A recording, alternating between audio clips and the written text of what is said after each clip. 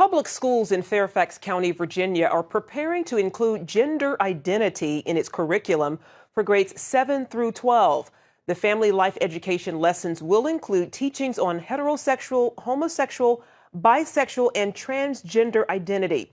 Andrea Lafferty of Traditional Values Coalition joins us from our Washington bureau to talk more about this controversial subject.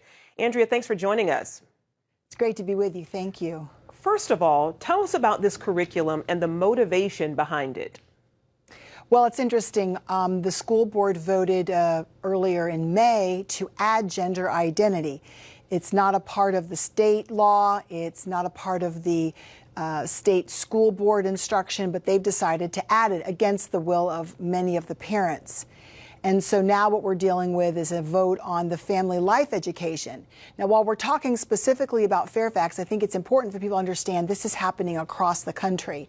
So I may talk about Virginia, but listen carefully for your own community. Wow. Well, how will this curriculum impact the students? Well, it's very interesting. Right now, what will happen is, starting in kindergarten, they'll talk to them about same-sex or gay marriage. And the parents will not be able to opt out. One of the big issues is in Virginia, parents can opt their children out of certain parts of the, quote, family life education. And so now what they're doing is they're trying to move parts of it from FLE, family life education, to health, which means the parents cannot opt their children out. And so we've been poring over the regulations and the information to see exactly what's happening. But we are very, very concerned that they are doing it here in Fairfax County and perhaps other places without the parents' knowledge or consent. In 8th grade, they will be discussing, let me just say, Bill Clinton's activity along with oral and anal. In 8th grade, and most people, and they've lowered it from 9th grade, or teaching 4th graders about the word incest. How far does that go? What is the difference between sexual orientation and gender identity? Well, the difference between sexual orientation and gender identity is sexual orientation is who you have sex with and how you have sex. Gender identity is who you are, male, female. Are you born male or female? Are you born nothing? And they want to break down those definitions so you're no longer male or female as God created us.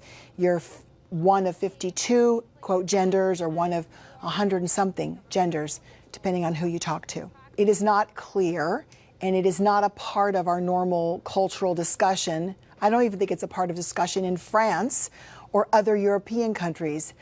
It's just bizarre. And they want to force this on the kids in Fairfax County when, in fact, it's not a part of the SOLs or the required education. What's been the reaction from parents, and what can parents do?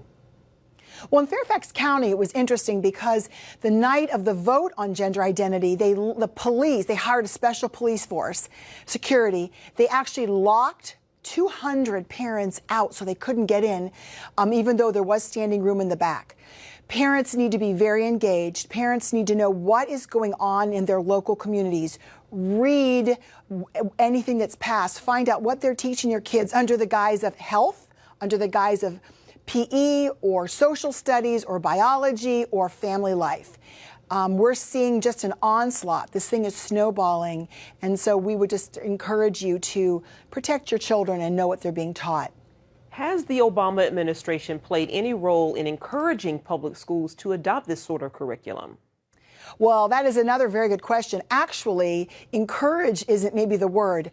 Blackmail or force. Here in Fairfax County, we were told that the Office of Civil Rights at Department of Education and Department of Justice would see to it that our federal tax dollars were pulled if gender identity wasn't added.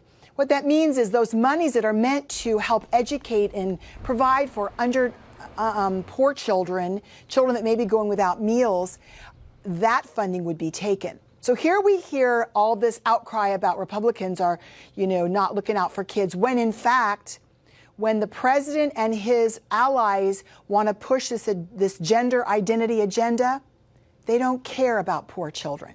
Andrea Lafferty, thank you so much for taking the time to talk with us today. We really appreciate you joining us. Thank you.